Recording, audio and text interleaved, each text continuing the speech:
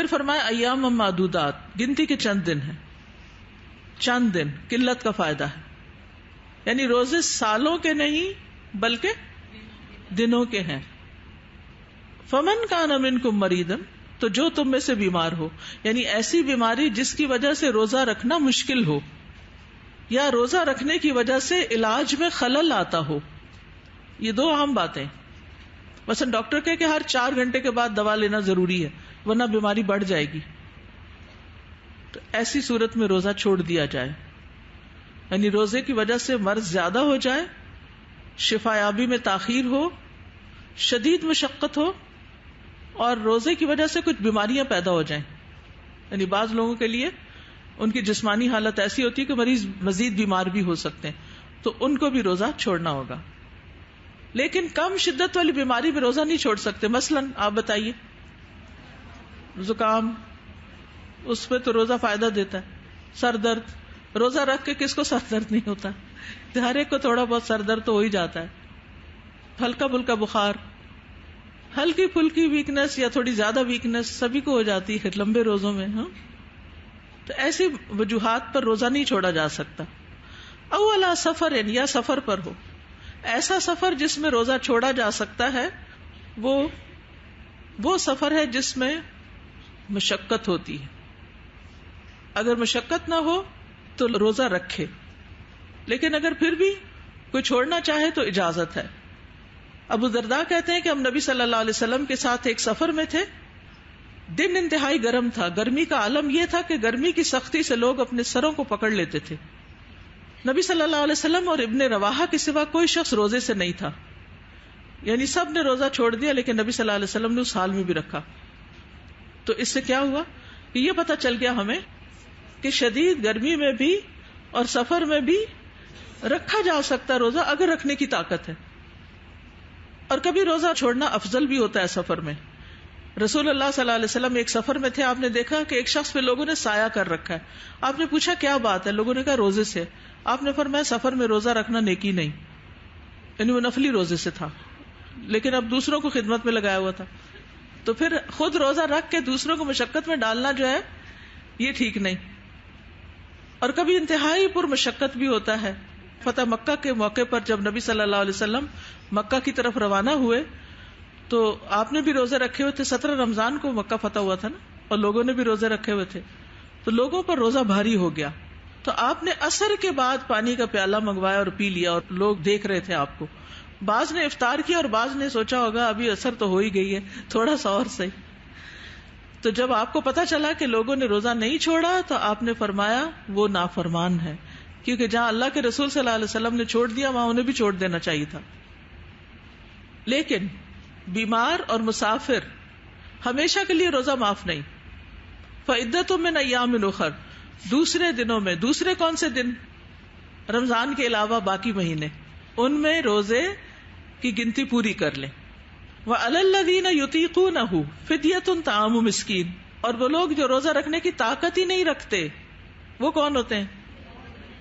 بہت بوڑھے لوگ جن کو اپنی بھی ہوش نہیں، جیسے ڈیمنشیا ہو گیا، الزائمر ہو گیا، کوئی اور ایسی بیماری ہوگی کہ ان کو آپ روزہ رکھائیں اور وہ اٹھا کے کچھ کھا لیں کیونکہ ان کو تو ہوش ہی نہیں.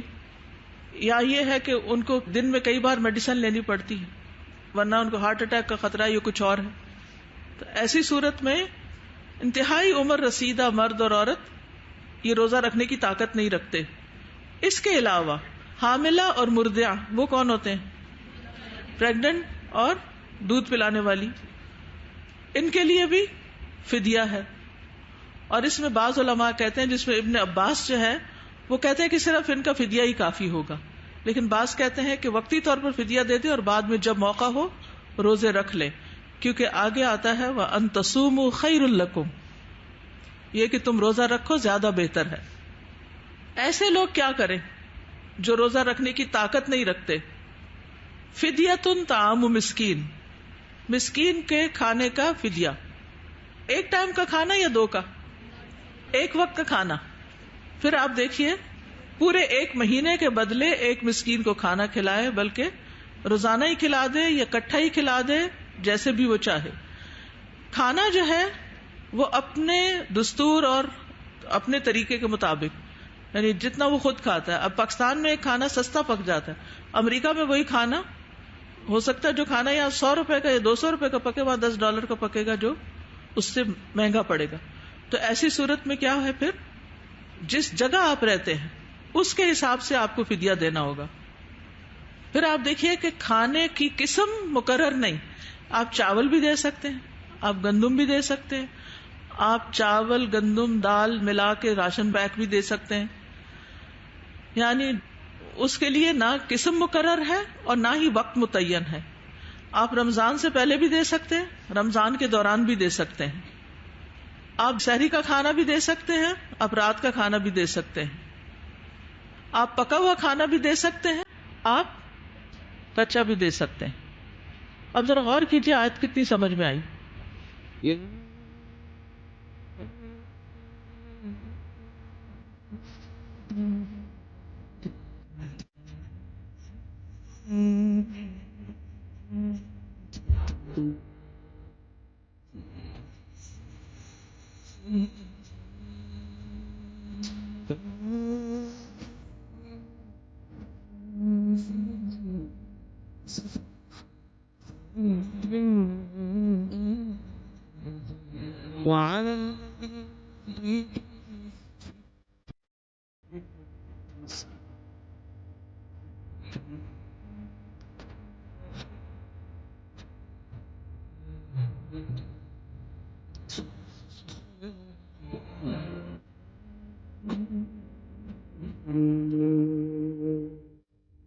تو اس میں بھی آپ دیکھیے کہ اگرچہ مشکل ہو, بوڑھے لوگ ہوں, حاملہ ہو, مرضع ہو, اگر وہ روزہ رکھ سکتے ہیں, وَأَن تَصُومُوا خَيْرٌ لَكُمْ, تو تمہارے لیے زیادہ بہتر ہے.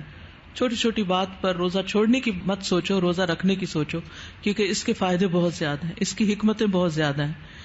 اسی لیے کوئی حاملہ اگر یہ دیکھتی ہے کہ اس کے اندر ہمت طاقت ہے, کیونکہ پرسن ٹو پرسن ویری کرتا ہے, کچھ لوگ بہت ہمت والے ہوتے ہیں وہ رکھ لیتے ہیں اور کچھ سے نہیں رکھا جاتا, تو رکھنے والا نہ رکھنے والے کو برا نہ سمجھے اور ادروائز بھی کسی کو ملامت نہ کرے.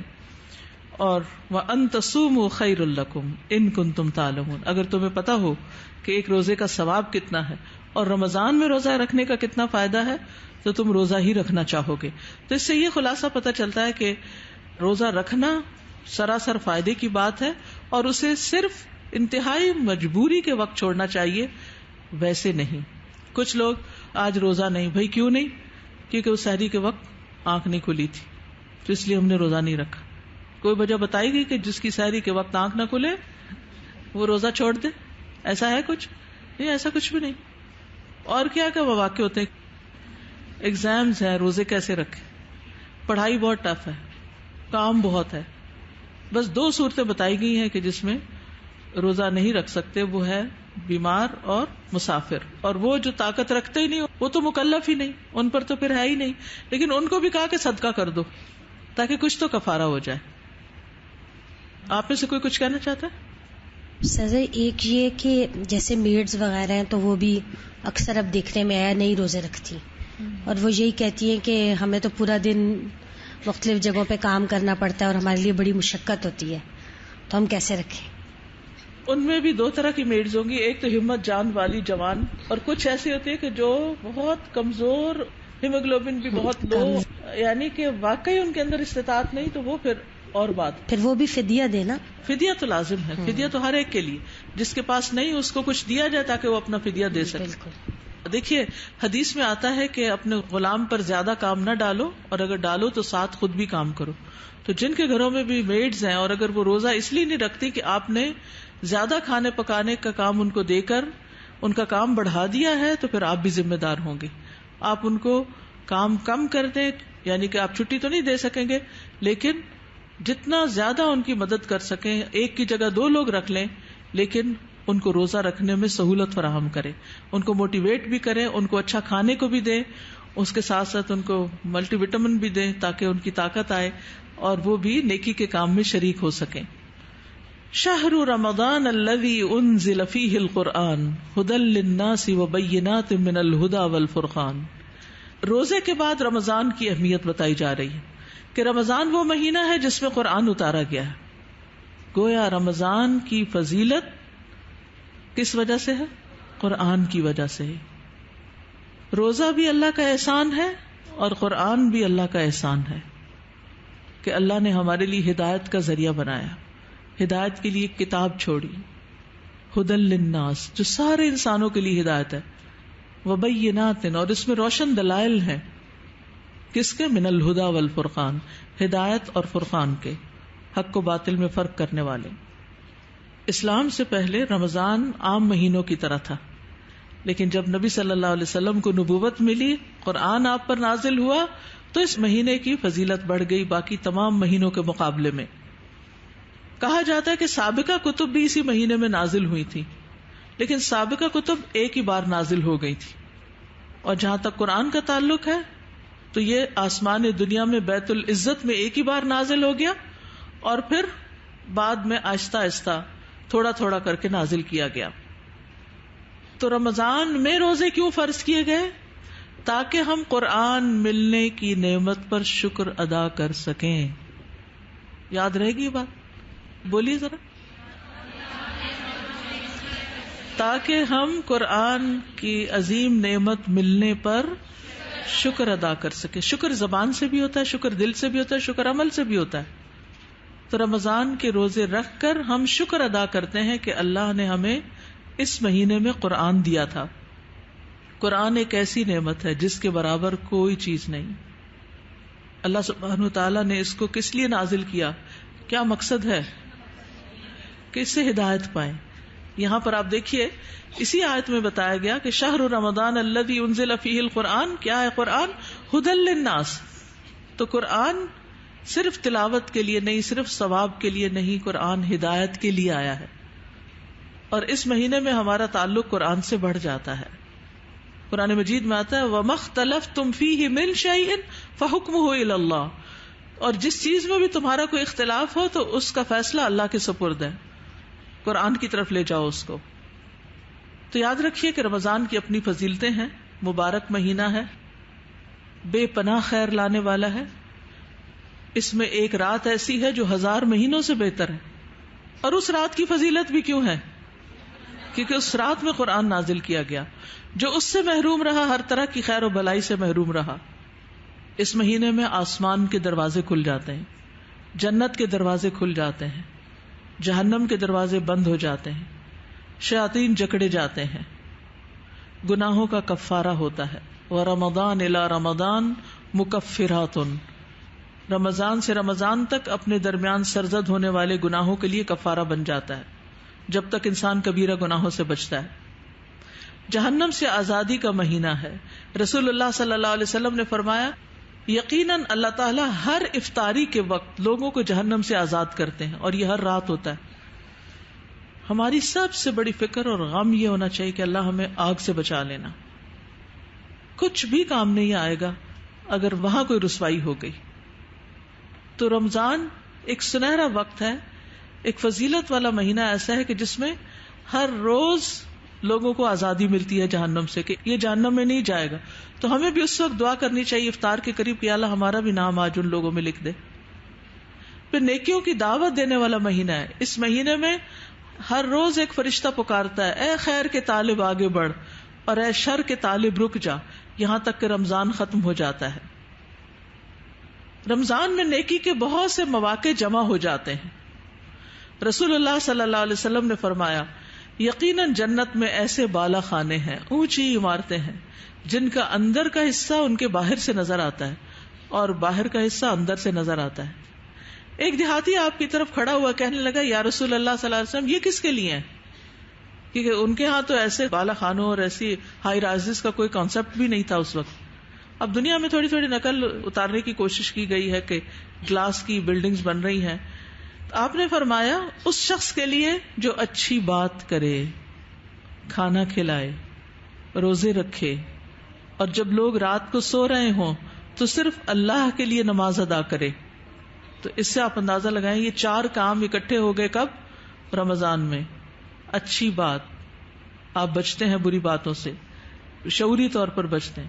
کھانا کھلانا، روزہ افطار کرتے ہیں، ویسے لوگوں میں راشن بانٹتے ہیں، روزے رکھ رہے ہوتے ہیں، اور راتوں کا قیام بھی صرف رمضان میں ہی ہوتا ہے ریگولرلی. آگے پیچھے سستی ہو جاتی ہے. حافظ ابن رجب رحمہ اللہ کہتے ہیں یہ تمام اعمال رمضان میں ہو جاتے ہیں تو مومن کے لیے اس میں جمع ہو جاتا ہے روزہ، قیام، صدقہ اور اچھی گفتگو کرنا، کیونکہ روزہ بے مقصد اور جنسی بات کرنے سے منع کرتا ہے. روزہ، نماز اور صدقہ اپنے کرنے والے کو اللہ تعالیٰ تک پہنچا دیتے ہیں. بعض سلف صالحین کہتے ہیں نماز نمازی کو آدھے راستے تک پہنچاتی ہے، روزہ اسے بادشاہ کے دروازے تک پہنچا دیتا ہے، اور صدقہ اس کا ہاتھ پکڑ کر اس کو بادشاہ کے پاس داخل کر دیتا ہے تو وہ جنت تک پہنچ جاتا ہے. لیکن کچھ لوگ بدقسمت ہیں جو رمضان پا کر بھی محروم رہتے ہیں. نبی صلی اللہ علیہ وسلم نے فرمایا کتنے ہی روزہ دار ایسے ہوتے ہیں جن کے روزے کے حصے میں صرف بھوک اور پیاس آتی، اور کتنے ہی تراویح میں قیام کرنے والے ہیں جن کے حصے میں صرف شب بیداری آتی. اور نبی صلی اللہ علیہ وسلم نے اس شخص کے لیے جبریل امین کو آمین کہی جب انہوں نے کہا کہ رسوا ہوا وہ بندہ جس پر رمضان آیا اور اس کی بخشش نہ ہوئی، تو آپ صلی اللہ علیہ وسلم نے آمین کہا. پھر یہاں اہم بات جو ہے وہ رمضان قرآن کا مہینہ ہے. رمضان میں قرآن اتارا گیا. انزل فیہ القرآن انا انزلناہ فی لیلۃ مبارکہ انا انزلناہ فی لیلۃ القدر. نبی صلی اللہ علیہ وسلم رمضان میں قرآن کا دور کرتے تھے، لہذا آپ بھی پلاننگ کر لیجئے کہ کس طرح اور کتنا پڑھنا ہے.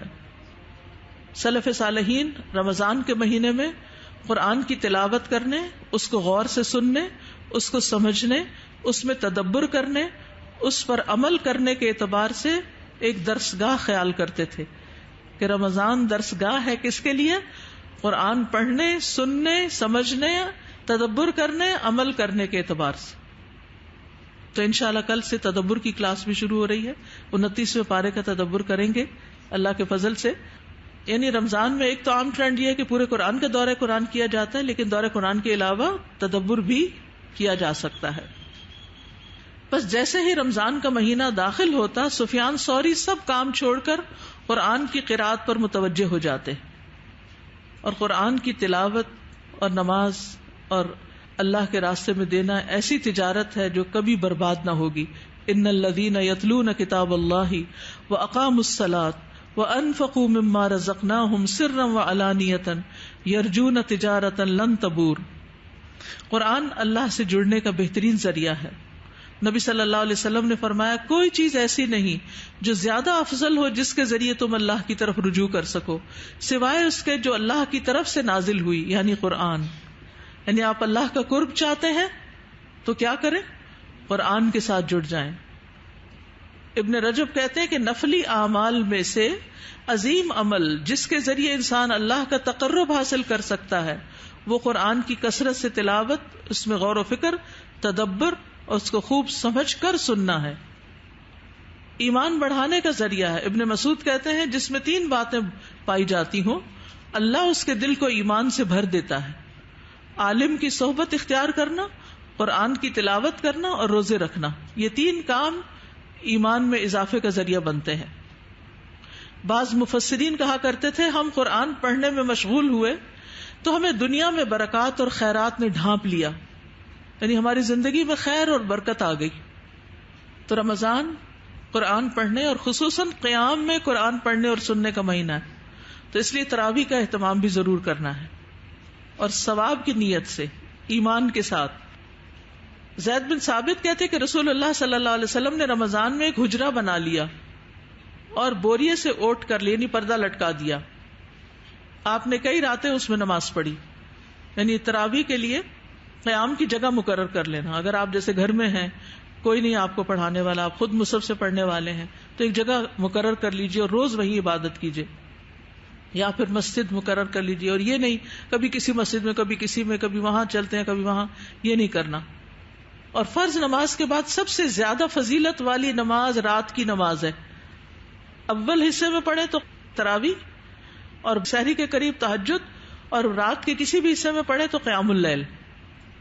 اور یہ بھی رب سے قریب کرنے والی عبادت ہے. تھکاوٹ کے باوجود رات کو قیام کرنا چاہیے. کچھ لوگ کہتے ہیں فرض تو نہیں ہے نا تراویح، نہیں، لیکن نفلی اعمال میں سب سے بہترین عبادت ہے.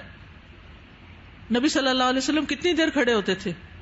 اتنا کہ پاؤں سوج جاتے تھے. اس لیے اگر قاری صاحب ذرا لمبی تلاوت کریں تو گھبرانا نہیں ہے. رمضان کی راتیں غفلت میں نہیں گزارنی، واٹس ایپ پر بس بیٹھے رہے ادھر ادھر.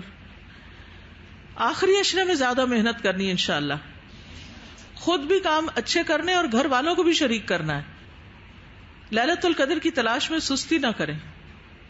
پھر ہے رمضان، دعاؤں کا مہینہ ہے. اس آیت کے آخر میں فمن شہد منکم الشہر فلیصم، جو اس مہینے کے روزے پائے اسے چاہیے کہ روزے رکھے. دوبارہ ومن کان مریضا او علی سفر فعدۃ من ایام اخر، جو بیمار ہو یا مسافر تو دوسرے دنوں سے گنتی پوری کرے. یرید اللہ بکم اليسر ولا یرید بکم العسر ولتکملوا العدۃ ولتکبروا اللہ علی ما ھداکم ولعلکم تشکرون. اللہ تمہارے لیے آسانی چاہتا ہے، مشکل نہیں چاہتا، تاکہ تم گنتی پوری کرو. اس لیے اس موقع پر یاد دہانی کراؤں گی کہ آج تک آپ نے جتنے بھی پچھلے روزے چھوڑے ہوئے ان سب کا حساب کر لیں اور رمضان کے بعد ان کی گنتی پوری کر لیں. کیونکہ وَلِتُكْمِلُوا الْعِدَّةَ اور پھر فَعِدَّةٌ مِّنْ أَيَّامٍ أُخَرَ 3 دفعہ گنتی کا ذکر آیا ہے ان آیات میں. وَلِتُكَبِّرُوا اللَّهَ عَلَى مَا هَدَاكُمْ، اور اس ہدایت پر جو اللہ نے تمہیں دی اللہ کی بڑائی بیان کرو. اللہ اکبر کب کہتے ہیں ہم؟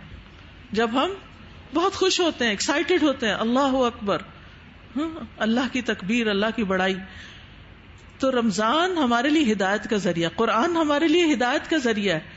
تو اس پر ہمیں عید کے موقع پر زیادہ سے زیادہ پھر اور ویسے بھی تکبیرات بھی پڑھنی ہے. اسی لیے بہترین ذکر ہے اللہ اکبر کبیرہ والحمد للہ کثیرہ وسبحان اللہ بکرۃ واصیلا ولعلکم تشکرون.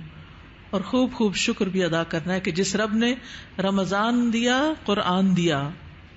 اور پھر وَإِذَا سَأَلَكَ عِبَادِي أَنِّي فَإِنِّي قَرِيبٌ أُجِيبُ دَعْوَةَ الدَّاعِ إِذَا دَعَانِ فَلْيَسْتَجِيبُوا لِي وَلْيُؤْمِنُوا بِي لَعَلَّهُمْ يَرْشُدُونَ.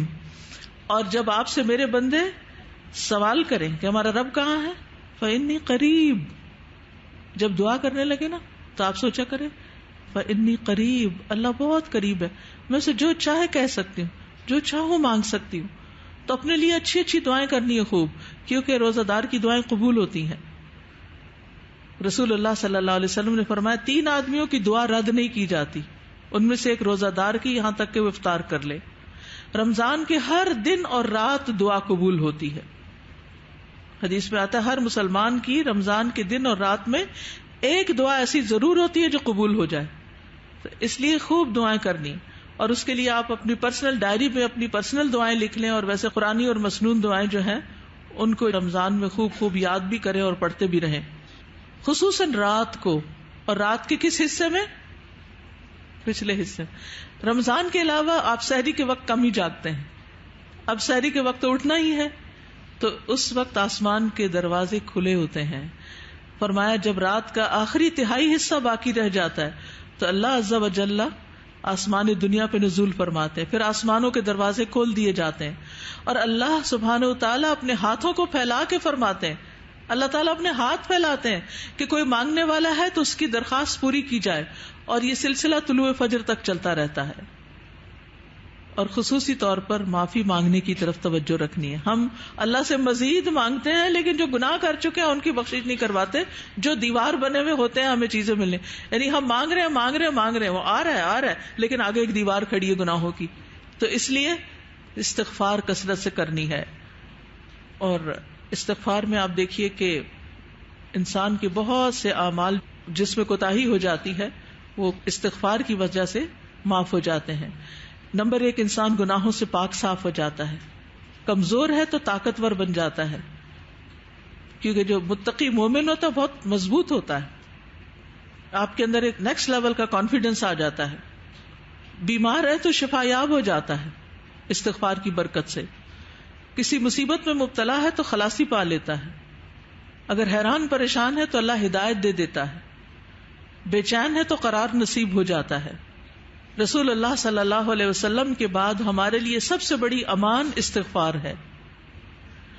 وما کان اللہ لیعذبہم وانت فیہم، اللہ ان کو عذاب نہیں دے گا جب تک آپ ان کے اندر موجود ہیں، اور اللہ ان کو عذاب دینے والا نہیں جبکہ وہ استغفار کر رہے ہوں. تو 2 چیزیں امان کا ذریعہ اللہ کے عذاب سے بچنے کا. عمر بن خطاب کہتے ہیں اگر آسمان سے بجلی گر پڑے تو استغفار کرنے والے بندے پہ نہیں گرے گی، یعنی عذاب سے بچ جائے گا انسان. اور استغفر اللہ الذی لا الہ الا هو الحی القیوم واتوب الیہ کثرت کے ساتھ اس دعا کو پڑھنا ہے. پھر اس کے بعد جو روزہ نہ رکھے وہ تو فدیہ دیں گے، اور باقی ہم سب خوب صدقات کریں گے. رمضان سخاوت کا مہینہ ہے. نبی صلی اللہ علیہ وسلم رمضان میں بہت زیادہ صدقہ کرتے تھے. ابن عباس کہتے ہیں کہ رسول اللہ صلی اللہ علیہ وسلم سب لوگوں سے زیادہ جواد اور سخی تھے.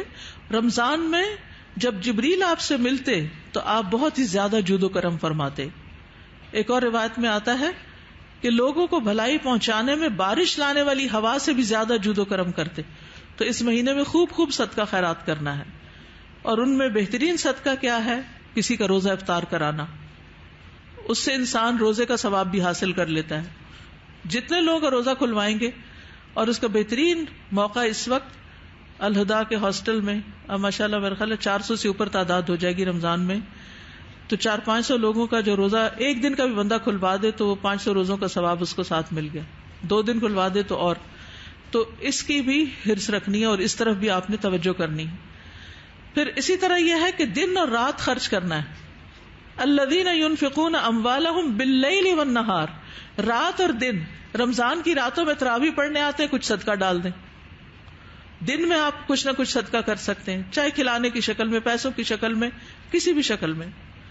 اور پھر جو اللہ کے راستے میں دیتے ہیں، اللہ کے دین کے لیے خرچ کرتے ہیں. جیسے پہلے بھی آپ کو بتایا گیا اسکول کی بلڈنگ بن رہی ہے اور اب آخری دموں پر ہے اور بہت اس وقت ضرورت ہے اس پر سپینڈ کرنے کی. تو یہ قرض حسنہ ہے، یعنی جو اللہ کے راستے میں اللہ کے دین کی ترقی کے لیے دیا جائے گا کہ ایسے بچے پڑھ کر نکلے جو دنیاوی علوم میں بھی بہت پختہ ہوں اور دین بھی جانتے ہوں.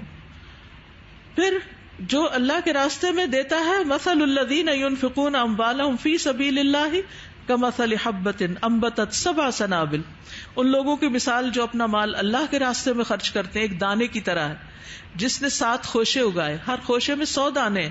اور اللہ جس کے لیے چاہتا ہے بڑھا دیتا ہے. اللہ وسعت والا ہے، سب کچھ جاننے والا ہے. جیسے اسکول ہی کا ہے، مثلاً ایک لائٹ آپ لگواتے ہیں اور اس لائٹ میں بیٹھ کے بچے پڑھتے ہیں، پورا سال پڑھتے رہتے، پھر اگلے سال اور آ جاتے، پھر اگلے سال اور آ جاتے. جب تک وہ باقی ہے وہ آپ کو اجر و ثواب جا رہا ہے، کسی اور کو نہیں جا رہا. آپ کو جا رہا ہے کیونکہ آپ کے پیسے سے وہ لائٹ لگی ہوئی ہے. ایک پنکھا لگا ہوا ہے، سیڑھیاں جو چڑھتے ہیں بچے اس پہ اگر گرینائٹ لگی ہوئی ہے یا فرش بچھا ہوا ہے یا کرسی رکھی ہوئی ہے، کچھ بھی، تو اس پر جب تک علم حاصل کیا جاتا رہے گا آپ کے لیے وہ کئی گنا زیادہ بڑھتا رہے گا. نہیں پھر ایک بچہ جو پڑھ جائے گا وہ آگے خیر پھیلائے گا، وہ خیر جہاں جہاں تک جائے گی وہ سب بھی آپ کے لیے صدقہ جاریہ بنے گا. پھر صدقہ گناہوں کو بھی مٹاتا ہے، جیسے استغفار مٹاتا ہے، آگ سے بچنے کا ذریعہ ہے، اور عرش الہی کے سائے کا ذریعہ. یعنی 7 طرح کے لوگ ہوں گے جن کو اللہ قیامت کے دن اپنے سائے میں جگہ دے گا. اور ایک وہ شخص جس نے صدقہ کیا مگر اتنے پوشیدہ طور پر کہ اس کے بائیں ہاتھ کو بھی خبر نہ ہوئی کہ اس کے دائیں ہاتھ نے کیا خرچ کیا. جیسے روزے میں چپ کر کے انسان روزہ رکھتا ہے، ایسے ہی صدقہ بھی خاموشی کے ساتھ.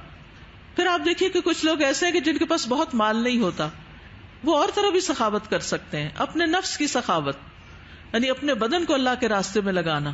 آپ مال خرچ نہیں کر سکتے، آپ اپنا ٹائم دے سکتے ہیں. پھر عہدے اور ریاست کی سخاوت، کہ کسی کے پاس اگر کوئی ایسا عہدہ ہے یا کوئی ایسا ٹیلنٹ ہے تو اس موقع پر انسان دوسروں کے لیے یعنی خرچ کرے اپنے اس ٹیلنٹ کو. پھر راحت و آرام کی سخاوت، کبھی آپ خود آرام چھوڑ کر دوسرے کو آرام پہنچاتے ہیں، یہ بھی صدقہ ہے. پھر علم اور عمل کی سخاوت، آپ دوسروں کو سکھا رہے ہیں اور بہترین عمل کر رہے ہیں، اس سے بھی آپ کا درجہ بڑھتا ہے. پھر منصب کی سخاوت، جیسے کسی کی سفارش کر دینا، کسی کا کوئی کام نکلوا دینا. پھر بدن کی سخاوت، یعنی آپ اپنا ٹیلنٹ استعمال کریں یا اپنی زبان استعمال کریں یا ہاتھ استعمال کریں، کسی کا سامان اٹھا لیں، کسی کو سوار کرا دیں، کسی کا ہاتھ پکڑ لیں. پھر عزت کی سخاوت، دوسروں کو معاف کر دیں، کسی نے آپ کو گالی دی، برا بھلا کہا. پھر صبر کی سخاوت، یعنی صبر و برداشت اور غصے کو پی جانے کے ساتھ سخاوت. یہ مال کی سخاوت سے بھی زیادہ بہتر ہے، اپنا غصہ پی جانا. پھر اچھے اخلاق کی سخاوت، مسکراہٹ، خندہ پیشانی کے ساتھ ملنا، سلام میں پہل کرنا، یہ صبر کے ساتھ سخاوت کرنے سے بھی بڑھ کر ہے. اور پھر مال کی سخاوت. اور یاد رکھیے رمضان صبر کا مہینہ ہے، اس میں ہمیں مختلف طرح صبر کرنا ہے. کھانے پینے سے تو صبر کرنا ہی ہے, لیکن غصے کو دبانا بھی صبر ہے. روزہ رکھ کے نا کبھی بھوک میں چڑچڑاپن بھی بہت آ جاتا ہے, چھوٹی سی کوئی بات کرتے ایک دم غصے میں ہم بول پڑتے ہیں, تو اس وقت روک لینا اپنے آپ کو, بس ایک بات ہوگی اب دوسری نہ ہو. تو غصے کو دبانا بھی صبر ہے. پھر اس غصے کو دعا میں بدلنا اور بھی بڑا صبر ہے. یعنی غصہ آیا ہے اور آپ پھر دل میں دعا کرنے لگتے. دوسرے کو معاف کرنا بھی صبر ہے. دوسرے کے برے رویے کے جواب میں مسکرانا بھی صبر ہے. کوئی آپ کے ساتھ جہالت برت رہا ہے, بدتمیزی کر رہا ہے اور آپ اسمائل کر رہے ہیں, یہ بھی صبر ہے. کسی کے بےہودہ گوئی پر خاموش رہنا بھی صبر ہے.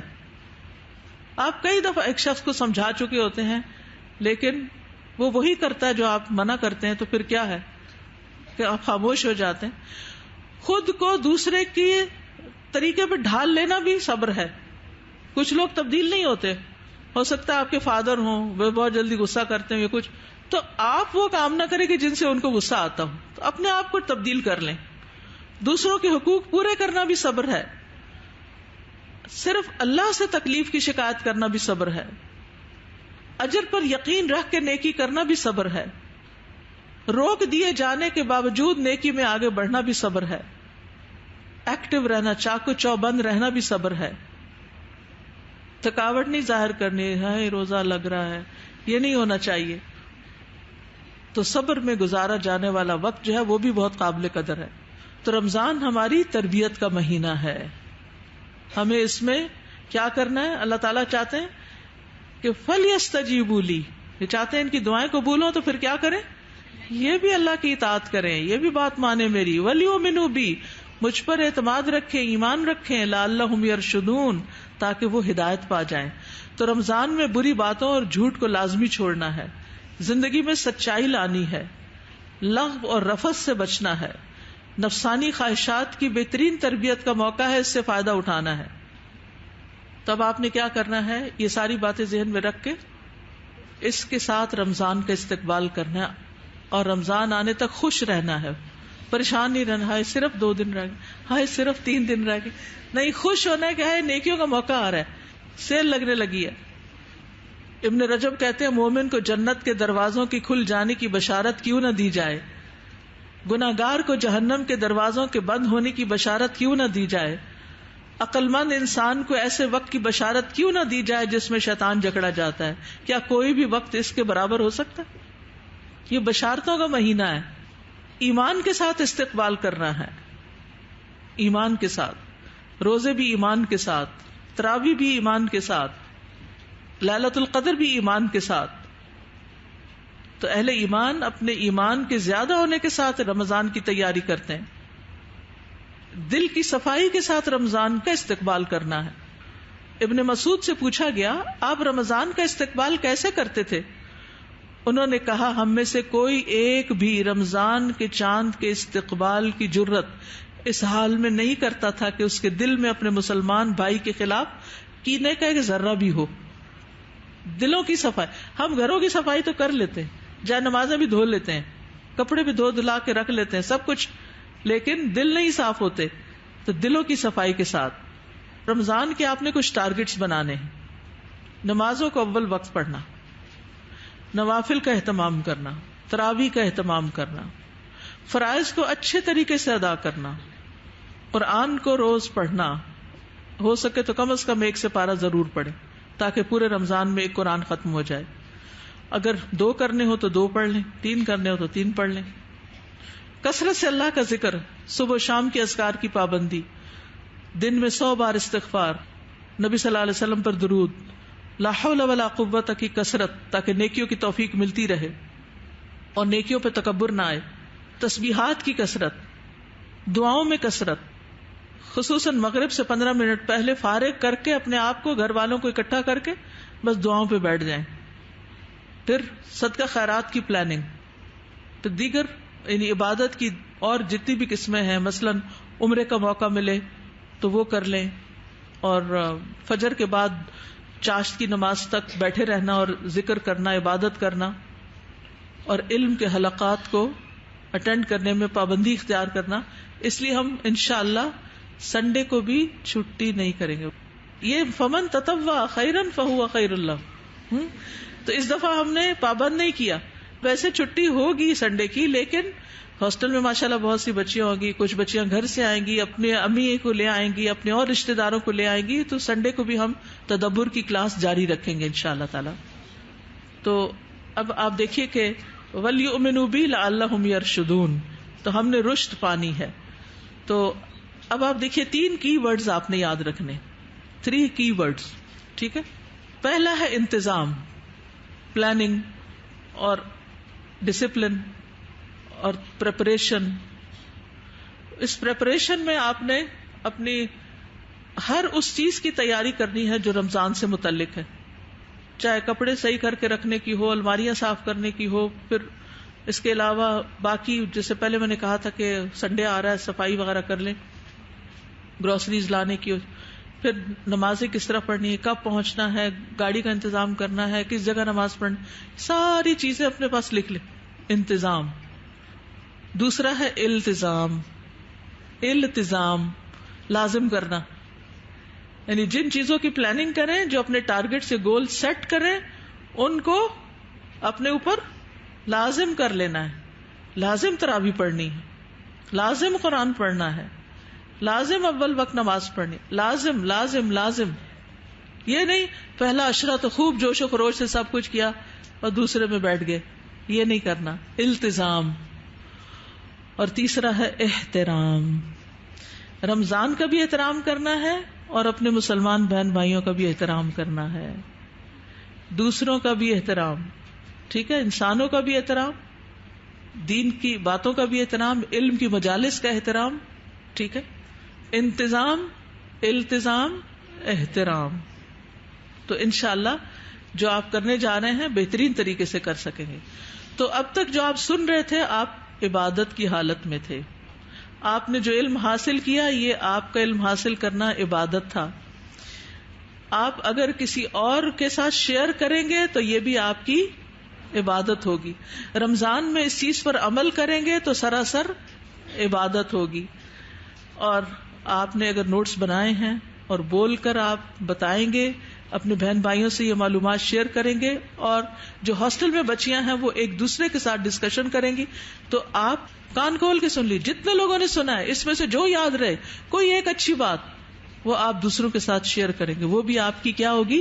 عبادت ہوگی. ذالک فضل اللہ یؤتیہ من یشاء واللہ ذو الفضل العظیم. اللہ تعالیٰ سے دعا ہے کہ ہمیں یہ رمضان پچھلے سارے رمضانوں سے زیادہ بہترین طریقے پر گزارنے کی توفیق دے. وآخر دعوانا ان الحمد للہ رب العالمین. سبحانک اللہم وبحمدک اشہد ان لا الہ الا انت استغفرک واتوب الیک. السلام علیکم ورحمۃ اللہ وبرکاتہ.